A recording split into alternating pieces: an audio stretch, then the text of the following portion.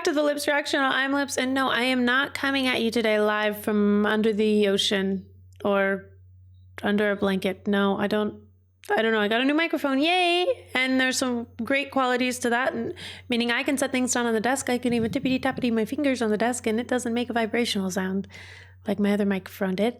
So that is really, really wonderful. But it is a new type of it's a new style of microphone. Well, it's an XLR, but it's also whatever the style pattern is, the audio pattern is, it's a different one. And so I'm learning how that needs to be filtered around. And it's kind of a work in progress. And I think it's not offensive. It's just a little different. And it might continue to be a little different and hopefully not offensive as we go. And but I'm excited.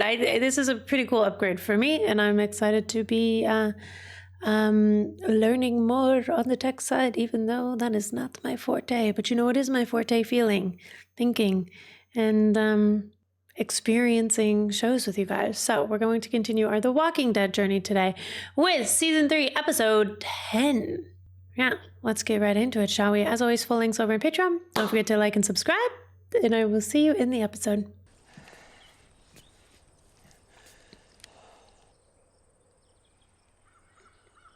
Oh, she's living in the bus out there.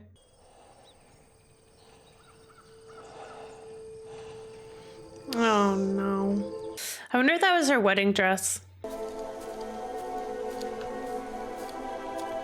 Hot day? Are we so sick or sweating?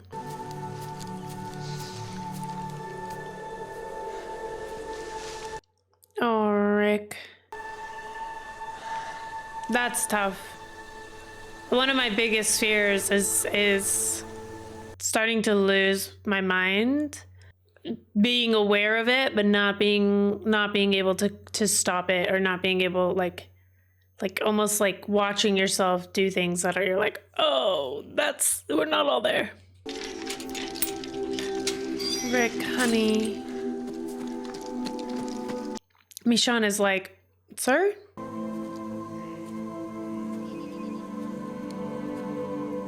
Lori. Oh, Rick. Grief is tough. Grief compounded and excelled with regret. That is torture. Oh. Uh-oh. Michonne! Oh, I'm probably saying your name wrong. I'm sorry. I haven't heard it. Why won't anyone ever say your name? Anyway, she was looking at him like, I will use this katana on you. No questions asked. Man. Why would you stay? It's quite a speech you gave. Exactly what these people needed to hear. What about the prison? As long as they leave us alone, we have no problem. You mean it? I need to go see them. Really? I thought this place could be something else, something better. I wasn't up to the challenge, and I screwed it up. I'm not fit to lead these people, but you are. They don't need to be terrorized, certainly not by their own leader. Wait, So really? you're abdicating? You don't want it? Wait, really? I really believed if I kept her alive long enough, Milton would find her. Yeah, I figured as much. I don't blame him for that. I don't. I really don't. So you want me to fill in for you? Well, who else can? Milton, Martinez. You choose your friends in the prison, I'd understand, but these people need you. We need you. Say it. Just say it. Don't be a little loser, Governor. Well, I guess we just really have to call you Philip now. I kind of like it's calling him Governor. Better luck going through one of them houses we passed back on the turnoff. Is that what your new friends taught you? How to loot for booty? It's a useful skill. We found a stream. Try luck with some fish. I think you're just trying to lead me back to the road, man. Get me over to that prison. You got shelter. Pot to piss in might not be a bad idea. For you, maybe. Everyone will get used to each other. They're all dead. Makes no difference. What? How can you be so sure? Right about now, he's probably hosting a housewarming party where he's gonna bury what's left of your pals. Ooh, Daryl's gotta go back. You just dangled a carrot in front of Daryl, but an emotional carrot, and saying they're gonna kill your friends. Of course he's gonna go. Why are we even so sure he's going to attack? Maybe you scared him off. He had fish tanks full of heads. Oh, the governor. Walkers and humans. Trophies. I forgot. We'll sneak back in and put a bullet in his head. Not assassins. Didn't really think about the fact that he had You know where his human heads apartment too. You and I could end this tonight. I kind of thought they were all I'll walkers. do it myself. But the army guy that he killed, presumably, would have been a human. You didn't know you were coming last time. And look what happened. You were almost killed. Daryl was captured. And you and Maggie were almost executed. You can't stop me. But maybe he should try. Rick would never allow this. You really think he's in any position to make that choice? What are we waiting for? If he's really on his way, we should be out of here by now. And go where? We lived on the road all winter. Back when you had 2 legs and we didn't have a baby crying for walkers every 4 hours. We can't stay here. We can't run. I think we should stay here. I think Glenn is right. All right. We'll stay put. We're gonna defend this place. We're making a stand. Obviously, we're not in an ideal scenario. Obviously, the governor has more people than us. Obviously, all of that. But this scenario, this place, too good to give up.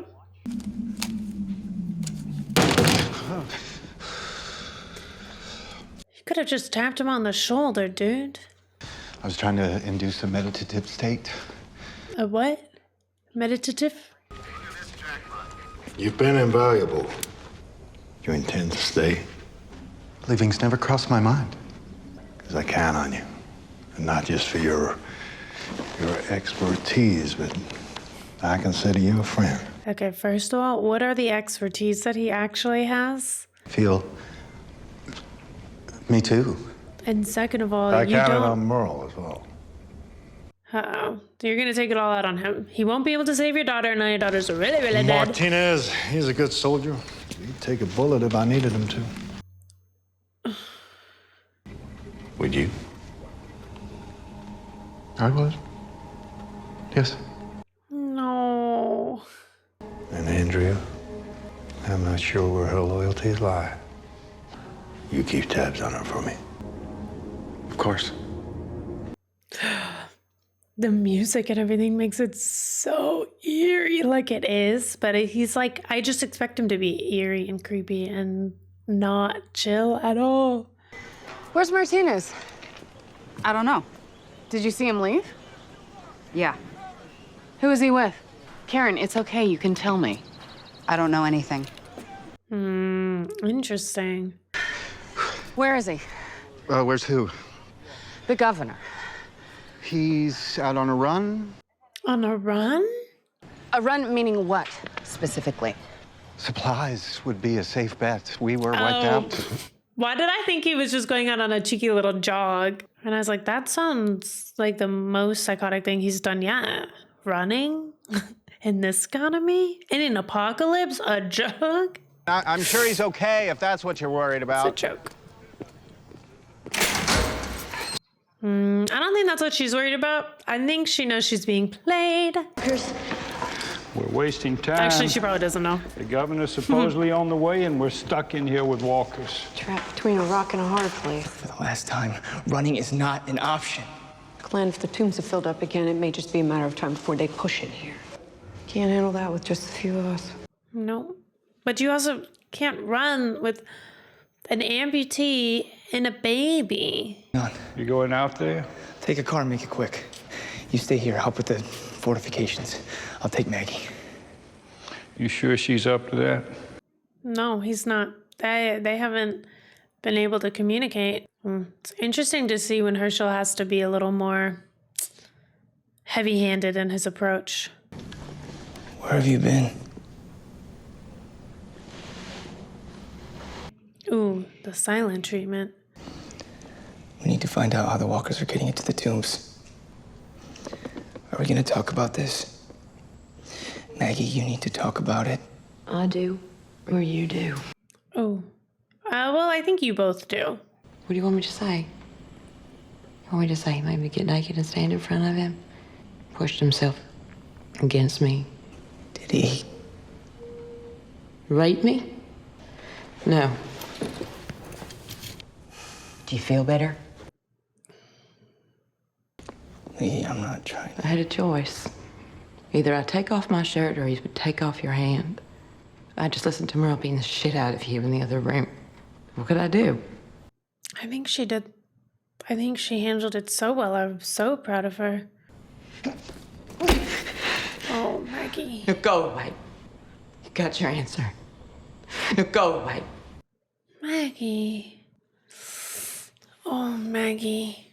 There's so much. So we'll reinforce this with some metal from the yard. I can imagine it's like. I hope nothing happens. You're Done unable to scared put the it into bejesus out of words me. because so I much robbed of a what gas could have station. happened Toy gun, never even took it out didn't of my pocket. happen. You said Oscar was But the thief. also, That you were in here for pharmaceuticals.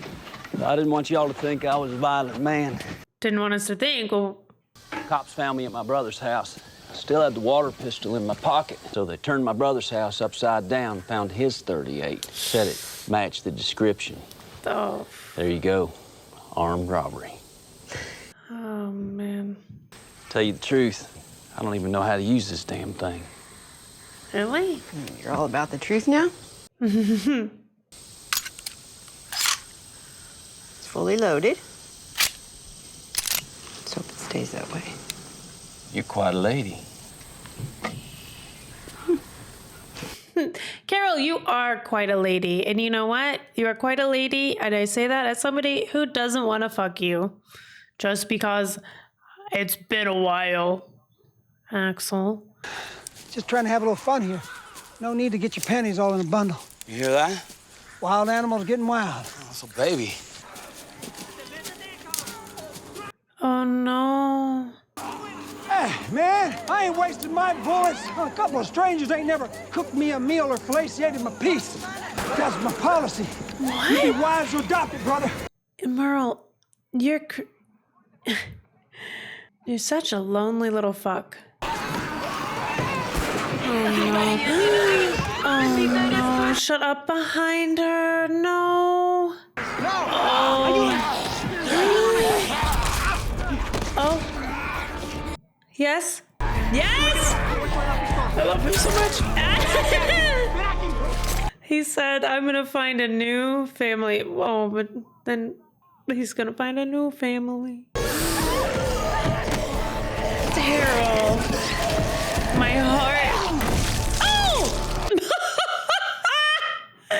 You're joking me. I gotcha. Oh, thank you. Hey, wait. Merle used a bullet for us. Merle. I mean, it's a dog-eat-dog world. It's just crazy what he would do for the governor, you know? It's crazy how manipulative Merle can be. But if he doesn't, if he's not in being manipulated, or if there's not something in it for him, it won't. That ain't no way to say thank you. No tenemos nada para llevar. Are you gonna steal from them? Let him go. The least he can do is give us a enchilada or something, huh? Merle.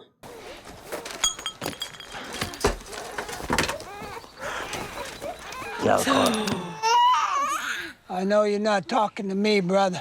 You're joking. Get in your car and get the hell out of here. Go! Get in your car! Daryl.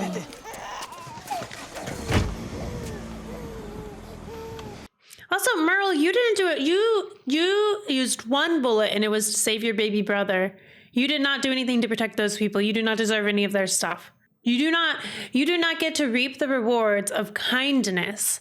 If they would have wanted to give something to Daryl because he helped them, that would have been okay. You do not get to then demand something when you sat back and literally giggled. Shit you doing pointing that thing at me.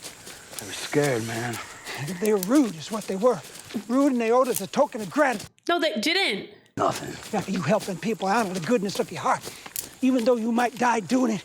There was a baby. Oh, otherwise, you would have just left them to the biters then. Man, I went back for you. You weren't there. I didn't cut off your hand, neither. You did that. Way before they locked you up on that roof. Now, you asked for it. Oh, well, oh. You and Sheriff Rick like this now, right? I bet you a penny and a fiddle of gold, huh? That you never told him that we were planning on robbing that camp line. Whoa. Because I wasn't there to help you. Well, like when we were kids, huh? Who left who then? What? Huh? Is that why I lost my hand? You lost your hand because you're a simple-minded piece of shit. Ooh, whoa.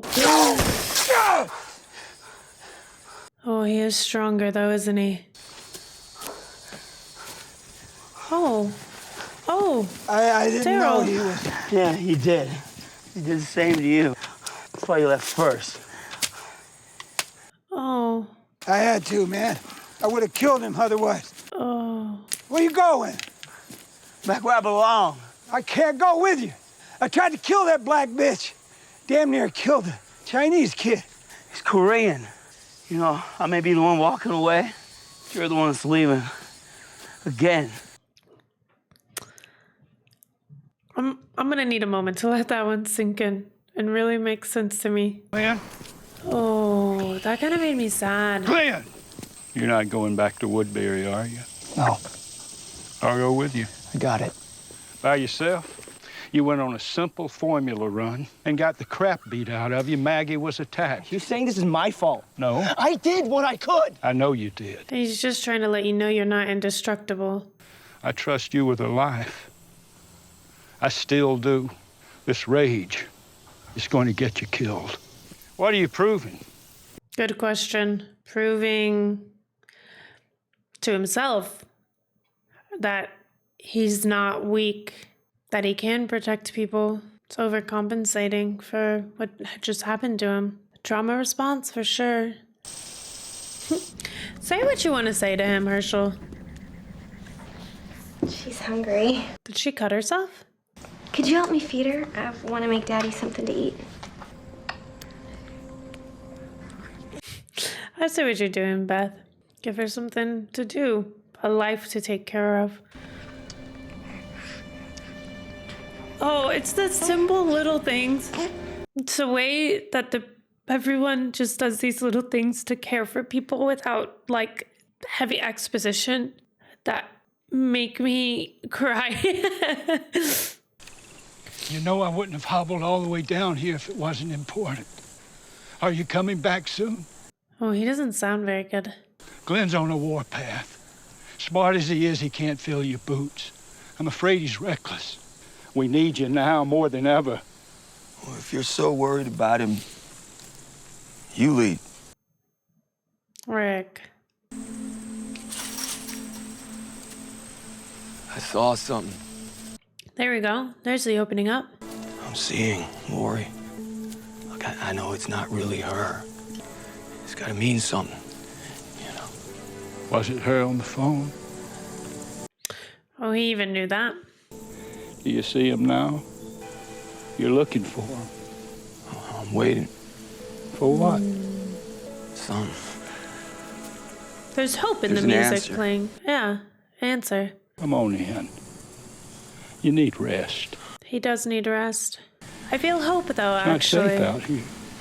With that. I can't. Rick's almost caught between the living and the dead. Not the classic flirting opposite shoulder. In here, I seen plenty of dudes crack. I got on better in the inside. Things made more sense, you know? Didn't you miss your brother? He had a real money problem. What kind of problem? He didn't lend me any. One time that son of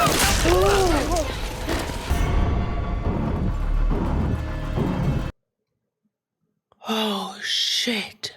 Holy shit. You're joking. Holy shit. Oh.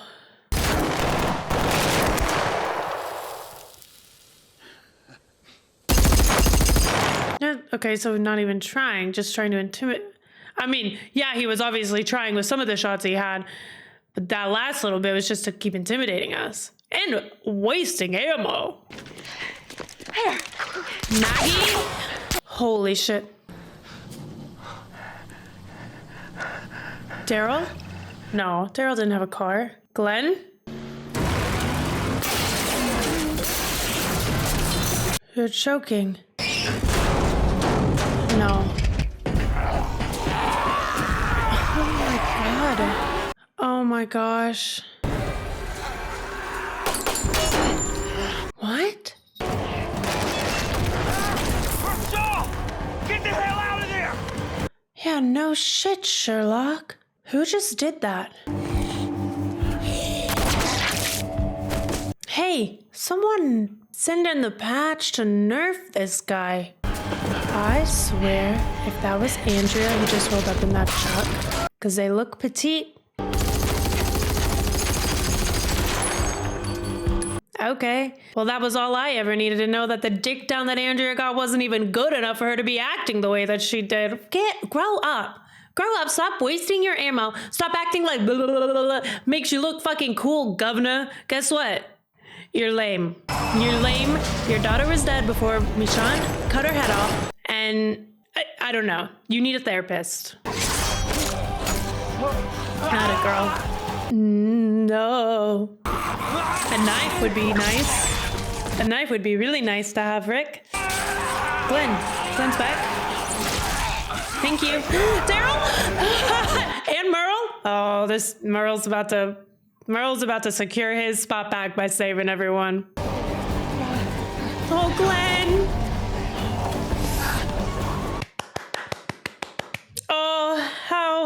Oh, the timing. Thank you. Holy shit. You okay? Yes, baby. Oh, okay. Did they all leave? They just dropped off these walkers and then they were like, that'll take care of that. You have to try harder, Philip. Won't be respecting you with my governor. Respect no more. If you had a middle name that I knew, I'd use it.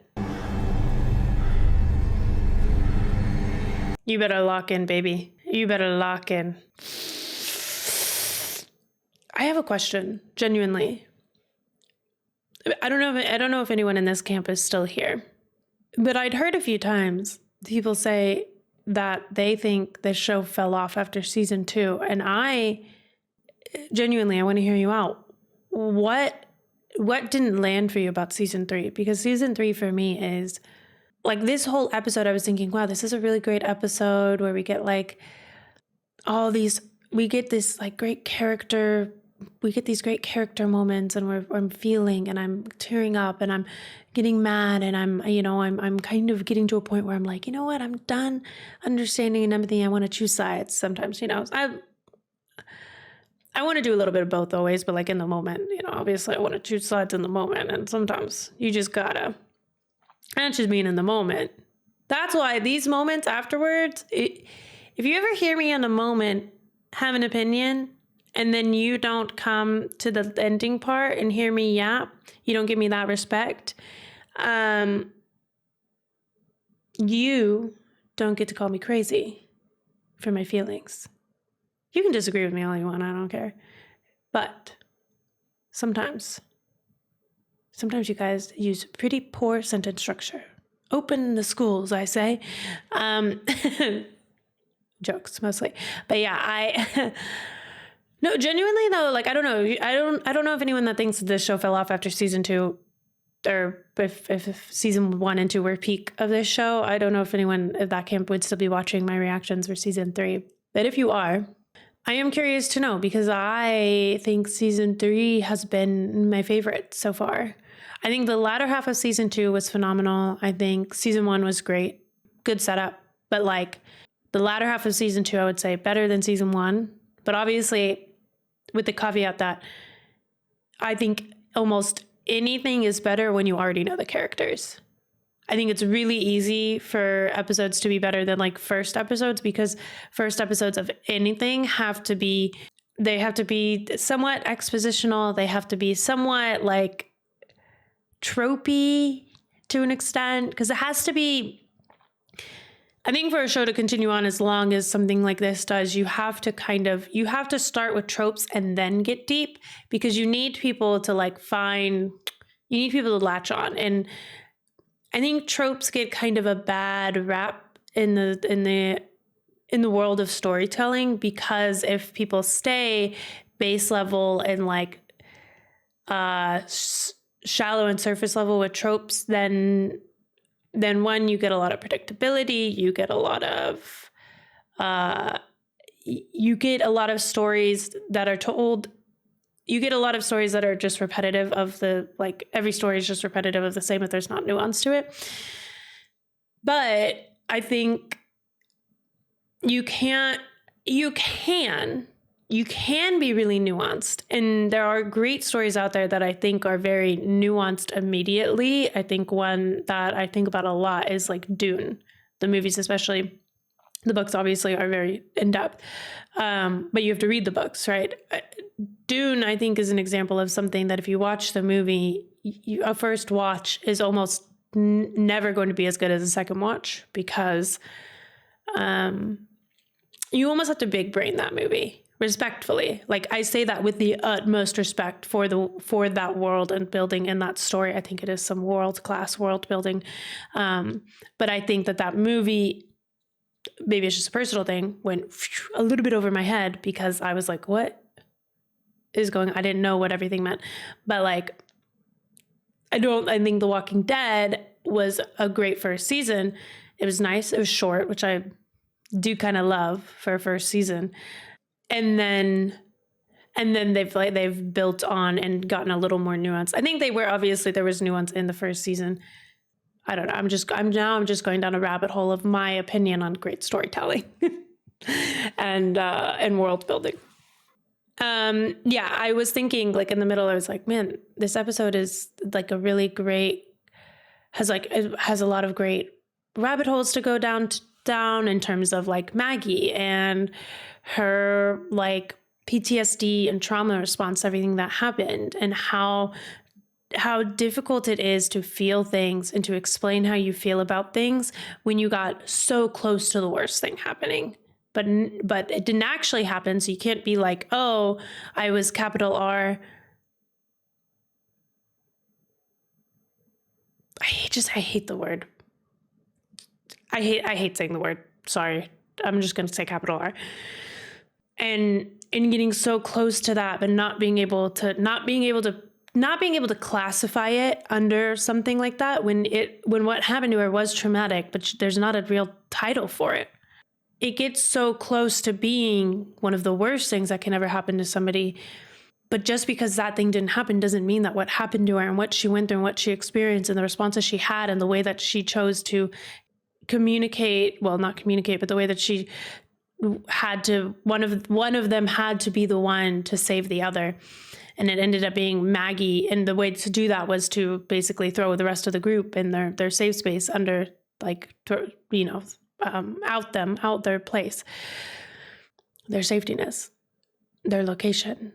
So, so I was thinking, like, there's this Maggie story, and then how she's interacting with Glenn and how she's taking it out on Glenn, who, like, is it fair? No, but responses to trauma are never rational. Well, I don't know if saying it's not rational is fair. They're hard to, there's just a lot going on. I wouldn't ever hold someone's trauma response. I wouldn't ever take someone's trauma response as like a villainous or malicious move or intent. Yes, I think it's fair if somebody's trauma response ends up hurting you or makes you feel othered or bad in any sort of way. I think that's totally fair. But to look at that in that vacuum of, well, now you're hurting me because of your trauma is also not fair to Maggie or Glenn, because I think they're both in their own little pocket of trauma. And obviously the whole group would be better if they would communicate and be there for each other and console each other. But I think trauma is never that kind to us. And our own minds don't ever feel that safe. And oftentimes isolation is what we think in the moment, a self-preservation tactic. So we have Glenn and Maggie both going through their own thing. Glenn is also very much having a trauma response, a PTSD response to everything that happened. He was very, very physically abused. There was an attempt at murder on his life with the walker, right? And he saved himself and he fought through it. And he was strong and he wanted to be strong, I think, for both of them. And also I think he holds himself probably, I would assume, accountable for them getting kidnapped, which led to everything. And I just think there's so much depth to that. And I'm kind of waiting. That's how I feel about it at the moment, because the rest of it, I could presume, I could make assumptions about different things, but it's like, I think that at some point they will converse with us about how they feel. Or, I mean, not with you and I face to face, but maybe Maggie will talk to Glenn, or maybe Maggie will talk to Carol, or maybe Glenn will talk to Herschel, or maybe, something. And then we can hear it from them and we can talk a little bit more about it. But I think right now I'm leaning in with empathy and understanding and looking at giving them both the grace that they went through something really, really, really traumatic, and that, they've got to figure that out. Obviously, we need everyone to lock in. And I think they will now. I think that this will kind of shake people up. And then after this whole frenzy is done, or maybe within it, maybe we can multitask an emotional breakdown and a couple murders. Who knows? We kill the living sometimes, not always, but I would like to kill Philip. Sorry about it. I think that his energy is, I think that Philip has the energy. You know what Philip is? You know what he is? He's one of those really nice porta potties. You know when you go to an event and they've sprung for the fancy like RV looking porta potty where like it looks like you're using a sink, but you're like have to, use your foot and pump the water. And it's like, for all intents and purposes, it is a porta potty. It is just, they put some marble in it, or probably even faux marble. That's what he is. It's still a stinky shitter. He's just manipulated you to think that you're in a luxurious stinky shitter. But at the end of the day, that's a porta potty. And it smells like shit in there because it is shit. I feel like Andrea could have been the one who released the walkers, because I feel like Philip nearly got off. Obviously, it was a petite person. It looked, maybe, I don't know. And they obviously disguised them. Or it's Milton. Milton is kind of petite. Well, I don't know if he's petite as much as lanky. I don't know. I'm sure we'll find out eventually. So right, we've got the trauma, Glenn, Maggie. Obviously, we have Rick and Rick's mentee B, which I think is also, I was really grateful to have that moment between Herschel and Rick in this episode, and I still kind of want a little more understanding from Rick, because this, obviously, it's not fair to expect him not to be subject to a little mental breakdown in the face of everything that he's been through. But in terms of the group, it's very, like, this is worse than any time he ever went out. Like, in terms of abandoning the group, it puts everyone at more odds and separates people more in a time when we need to be anything but separated. And it's just unfortunate that, like, yes, I know he needs answers, but even though he's, running this dictatorship, he's chosen to be the leader, and he needs to get it together. Respectfully, your mental breakdown is a liability. And I mean that with love and kindness and empathy and understanding that, yeah, I think it's fair that you're having a mental breakdown. I just think your mental breakdown is putting us in harm's way. Obviously it is. I mean, it's not fair to say, obviously it is, but you know, it's a difficult place for him to be in, and I'm coming at it with understanding, but also like, it's just unfortunate. Mental breakdowns are rarely ever well-timed. So, hey, I'll give him that. And then, of course, we have the Daryl and Merle thing. There was a lot of good. I'm excited to have some conversations, hopefully, about the Daryl and Merle conversation. I loved what Daryl was saying, but it also was like, what does that really mean? Are you saying that he's abandoned you, like, emotionally like that you already feel abandoned emotionally, or that like his actions and choices are making you do the thing, and that is him already leaving you? Obviously, Merle then followed Daryl, so something there clicked for him, and they were together in the end there, which I really appreciate. And obviously, I did get confirmation that some of the things that I assumed about their home life were accurate. I think kind of thought their mom would have been the abuser. An abuser might have also been, but their dad clearly very abusive physically. To what extent, I don't fully know. We don't have any answers on that, but that all makes a lot of sense. Merle left home at the age he did because of the abuse. And then when Merle was gone, I assume he moved on to Daryl, to abusing Daryl. My mind is going to the worst of the worst places on what kind of abuse it was. Yeah. I continue to love Daryl, the way that he saved the baby, the way that he saved that family, the way that he turned on his brother in that moment. And he said, no, this is my boundary. These people, they don't owe us anything. We don't do things just to get things. I really respect that from him. And I know that maybe, yeah, that in an apocalyptic world, is that the safest thing to do? No, but I love that Daryl doesn't think selfishly all the time.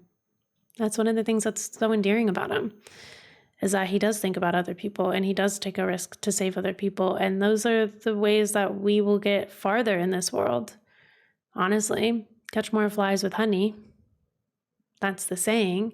I think that's rings true here. Yeah, those are my initial thoughts. I'm sure I have more because there was a lot, of course. And then I just have a special curse to someone. If you have stumbled in here in the title, first time watching, in the thumbnail, first time watching, the reaction, very clearly, I don't know what's happening. And then you say, oh yeah, I wish Axel would have lived longer. Loved having him in the group in an episode where he wasn't dead yet. And I say, hey, he's actually alive in this episode that I've posted. I'm going to give you a second to explain yourself before I hide you indefinitely from the channel. And your response is, yeah, I forget that some people are 9 years behind. Hey, it's like the whole reason we're here. And you will have the day you deserve, because you're actually not even a porta potty that is manipulated to be nice. Actually, you're a porta potty with a broken door. I've cursed you.